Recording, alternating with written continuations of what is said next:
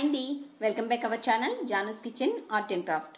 ఈరోజు నేను మీకు పాత లెగ్గిన్స్ తోటి డోర్ మ్యాట్ ఎలా తయారు చేసుకోవాలో చూపించాలనుకుంటున్నాను. సో దానికోసం నేను పాతవి పింక్ కలర్ ఒకటి, వైట్ కలర్ ఒకటి లెగ్గిన్స్ తీసుకున్నానండి. ఈ లెగ్గిన్స్ని ఇలా కాళ్ళ దగ్గర నుంచి మనకు కుట్టు కనిపిస్తుంది కదా, ఆ కుట్టు దగ్గర కట్ చేసేసుకుంటున్నాను, పొడవుగా కట్ చేసేసుకుంటున్నాను.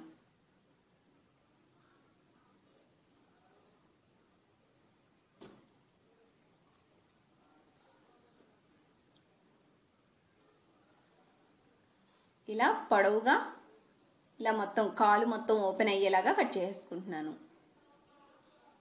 ఇలా మొత్తం కట్ చేసుకున్న తర్వాత 2 వేళ్ళు వెడల్పు వచ్చేలాగా మొత్తం పైకి కట్ చేసేసుకుంటున్నాను. పొడవాటి ముక్కల కింద కట్ చేసేసుకుంటున్నాను. మరి కరెక్ట్గా రావాల్సిన అవసరం లేదండి, కొంచెం అటు ఇటు అయినా సరే పర్వాలేదు. నేను ఇలాగా 2 వేళ్ళ పొడవు వచ్చేలాగా కట్ చేసేసుకుంటున్నాను.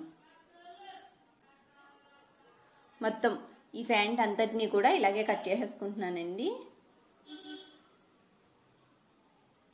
సో ఇలాగా మొత్తం అన్నీ ఇలాగా పొడవుగా లైన్స్ లాగా వచ్చేసినాయి. ఇలాగే వైట్ కలర్ దాన్ని కూడా కట్ చేసేసుకున్నాను. సో ఇలాగ అన్నీ కట్ చేసుకున్న తర్వాత ఇలాగా 2 ఒకే కలర్ స్ట్రైప్స్ని తీసుకొని ఇలాగా రెండింటిని కలిపి సూది దారంతో కుట్టేసుకుంటున్నానండి. మీ ఇంట్లో మిషన్ ఉంటే మిషన్తోనన్నా సరే కుట్టేసుకోవచ్చు.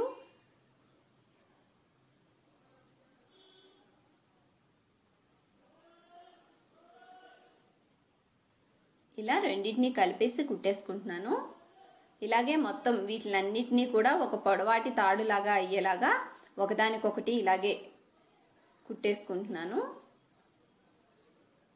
మొత్తం వైట్ కలర్కి వైట్ కలరు, పింక్ కలర్కి పింక్ కలరు మొత్తం ఒకటే ఒక తాడులాగా వచ్చేలాగా కుట్టేసుకుంటున్నాను.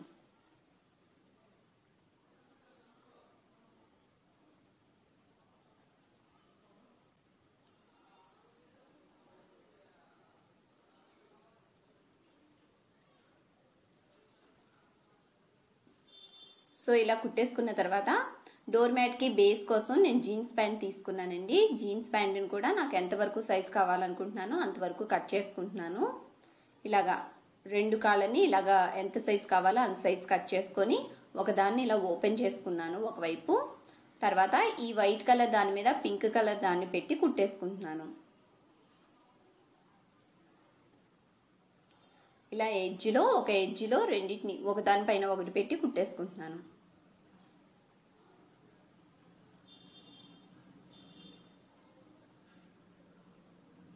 తర్వాత ఒకదానికి ఒకటి ఇలాగా మెలి తిప్పుకుంటున్నానండి. ఇలాగనమాట వైట్ పింక్ దాన్ని ఒకదాని మీద ఒకటి ఇలాగా మెలివేసినట్టు ఒక తాడులాగా తయారయ్యేలాగా తిప్పేసుకుంటున్నాను. ఇలా ఒక రోల్ వస్తుందండి. ఇలా వచ్చింది కదా, ఈ రోల్ని మన జీన్స్ ప్యాంట్ ఉంది కదా, ఆ జీన్స్ ప్యాంట్ మీద ఇలా మధ్యలోకి పెట్టి కుట్టు వేసేసుకుంటున్నాను. దారం కూడా నార్మల్ దారమే తీసుకున్నానండి, నార్మల్ దారంతో కుట్టేసుకుంటున్నాను. సో ఇలా కుట్టు వేసుకున్న తర్వాత ఒక అంగుళం పైకి ఈ రోల్ని ఇలాగా కింద నుంచి పైకి తీసి మళ్ళీ పైనుంచి కింద కుట్టేసుకుంటే అది అక్కడ అలాగా స్టిక్ అయిపోతుంది. సో తర్వాత కూడా మళ్ళీ ఇటు రౌండ్గా వచ్చేలాగా చూసుకొని సేమ్ అక్కడ కూడా ఒక అంగుళం యువతలకి ఇలాగా ఒక టాకా వేసేసుకుంటున్నాను. అలాగే ఒక్కొక్క అంగుళం గ్యాప్ తోటి నేను ఈ రోల్కి టాకా వేసేసుకుంటున్నానండి. ఇలా టాకా వేసుకోవడం వల్ల ఏమవుతుందంటే మనం కాళ్ళతో తుడుచుకున్నప్పుడు కానీ వాష్ చేసినప్పుడు కానీ ఇవి పైకి లేకుండా చాలా నీట్గా ఉంటాయి. సో అందుకనేసి ఇలా టాకా వేసేసుకుంటున్నాను. చాలా సింపుల్ అండి. ఈ రోల్ ఉంటుంది కదా, కింద నుంచి పైకి తీసి పైనుంచి కిందకి దారం దురిస్తే, సూదితో దారం దురిస్తే ఒక టాకా కింద పడిపోతుంది, అక్కడే స్ట్రాంగ్గా స్టిక్ అయిపోతుంది అది.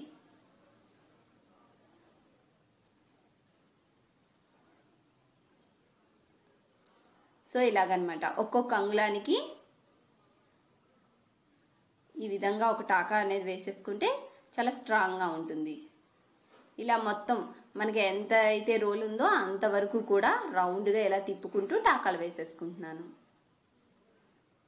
మీకు మధ్యలో గ్యాప్ రాకుండా ఉండాలి అంటే మనం పైన రోల్ పెట్టాం కదా, చూడండి పైన రోల్ పెట్టాం కదా, ఆ రోల్లోంచి కింద నుంచి పైకి తీసి లోపలికి ఒక రోల్ ఉంటుంది కదా, దాంట్లోంచి కిందకి తీసేస్తున్నాను. అప్పుడు ఏమవుతుందంటే మధ్యలో గ్యాప్ లేకుండా రెండు చాలా దగ్గరికి వస్తాయి. ఇలాగా బయట రోల్లోంచి పైకి తీసి కింద రోల్లోంచి లోపలికి ఉన్న రోల్లోంచి కిందకి తీసేస్తున్నాను. అలా తీస్తే ఏంటంటే దగ్గరికి వస్తుంది, గ్యాప్ కనిపించకుండా దగ్గరికి వస్తుంది. సో ఇలాగా అయిపోయిన తర్వాత ఇలాగా ఎంత అవసరమో అంత ఇలా చుట్టుకుంటూ ఇలా టాకా వేసేసుకోవడమేనండి. మొత్తం ఇదంతా అయిపోయేదాకా ఇలా టాకా వేసుకోవడమే. గ్యాప్ లేకుండా దగ్గరికి వచ్చేలాగా టాకా వేసుకుంటే సరిపోతుంది.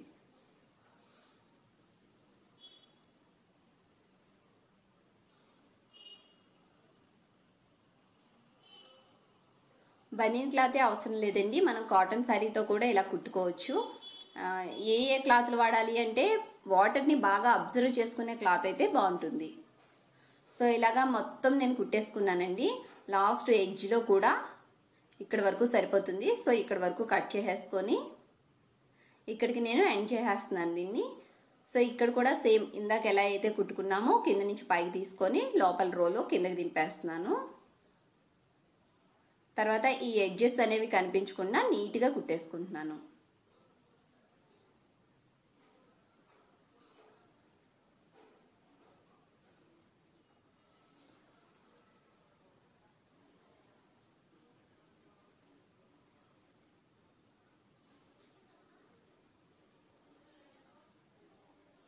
ఇలా కుట్టేసుకున్న తర్వాత వెనక్కి తిప్పి ముడి వేసేసుకుంటున్నాను.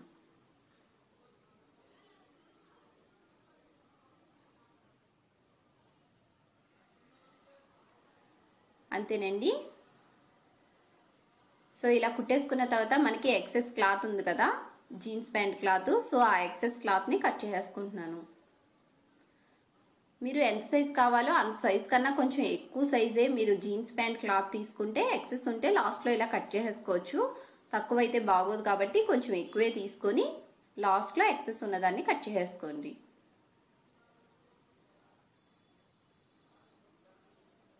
జీన్స్ ప్యాంట్ పోగులుగా కూడా రాదు కాబట్టి ఇలా కట్ చేసినా సరే, కుట్టకపోయినా సరే ఇలా కట్ చేస్తే మనకి దారాలు రాదు కాబట్టి నేను జీన్స్ ప్యాంట్ క్లాత్ తీసుకున్నాను అడుగున.